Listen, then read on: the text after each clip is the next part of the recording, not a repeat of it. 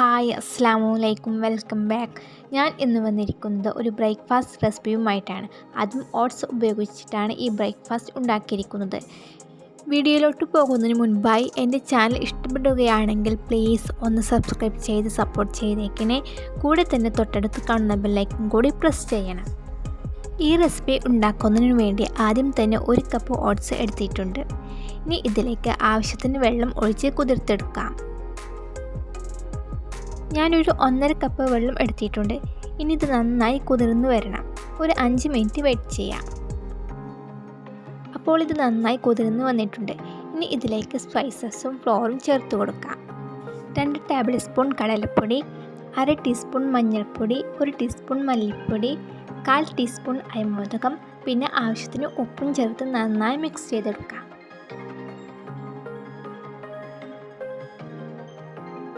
അങ്ങനെ ഇത് നന്നായി മിക്സ് ചെയ്തെടുത്തിട്ടുണ്ട്. ഇനി ഇതിലേക്ക് വെജിറ്റബിൾസ് ചേർത്ത് കൊടുക്കാം. ഞാനിവിടെ എടുത്തിരിക്കുന്നത് 1 ഇഞ്ച് വലുപ്പമുള്ള ഇഞ്ചി ചോപ്പ് ചെയ്തതും, 1 പച്ചമുളക് അരിഞ്ഞതും, 1 സവോള പൊടിയായി അരിഞ്ഞതും, 2 ക്യാരറ്റ് ഗ്രേറ്റ് ചെയ്തതും, 1/4 കപ്പ് കാപ്സിക്കവും പിന്നെ മല്ലിയിലയുമാണ്. ഇത് മുഴുവനായും ചേർത്ത് കൊടുത്ത് ഒന്നും കൂടി മിക്സ് ചെയ്തെടുക്കാം. പിന്നെ വെജിറ്റബിൾസ് നിങ്ങളുടെ ഇഷ്ടത്തിന് ചേർത്ത് കൊടുക്കാം കേട്ടോ. ബീൻസ്, ഫ്രോസൺ പീസ് അല്ലെങ്കിൽ ക്യാബേജ് ഇതൊക്കെ കൂട്ടാവുന്നതാണ്. പിന്നെ വെള്ളം കുറവുണ്ടെങ്കിൽ കുറച്ചും കൂടി വെള്ളം ചേർത്ത് ലൂസാക്കിയെടുക്കാം. ഈ ബാറ്റർ അധികം ലൂസും ആകരുത് കട്ടിയും ആകരുത്. നമുക്ക് ഈ ഒരു കൺസിസ്റ്റൻസിയാണ് വേണ്ടത്. ഇനി നമുക്കിത് ഫ്രൈ ചെയ്തെടുക്കാം. ഫ്രൈ ചെയ്തെടുക്കാൻ വേണ്ടി ഒരു പാൻ ചൂടാക്കാൻ വെച്ചിട്ടുണ്ട്. പാൻ ചൂടായി വരുമ്പോൾ ഇതിലേക്ക് 1 ടേബിൾ സ്പൂൺ ഓയിൽ ചേർത്ത് കൊടുക്കാം. ഇപ്പോൾ ഓയിൽ ചൂടായി വന്നിട്ടുണ്ട്. ഇനി ഇതിലേക്ക് ബാറ്റർ ഒഴിച്ചു കൊടുത്ത് റൗണ്ട് ഷേപ്പിൽ നിരത്തി കൊടുക്കാം. പിന്നെ ബാറ്റർ നിരത്തി കൊടുക്കുമ്പോൾ കട്ടി കൂടുവാനോ കുറയാനോ പാടില്ല കേട്ടോ. കട്ടി കൂടിക്കഴിഞ്ഞാൽ ഉൾവശം പാകമായി വരില്ല. അല്ലെങ്കിൽ പാകമായി വരാൻ സമയമെടുക്കുകയും ചെയ്യും, പുറംവശം കരിഞ്ഞു പോകുകയും ചെയ്യും.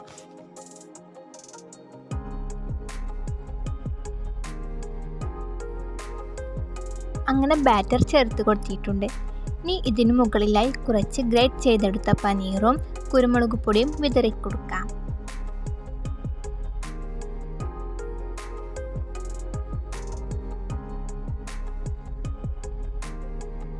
ഇപ്പോൾ ഈ ഒരു വശം ഫ്രൈ ആയിട്ടുണ്ട്. ഇനി ഇത് തിരിച്ചിട്ട് കൊടുത്ത് ഫ്രൈ ചെയ്തെടുക്കാം.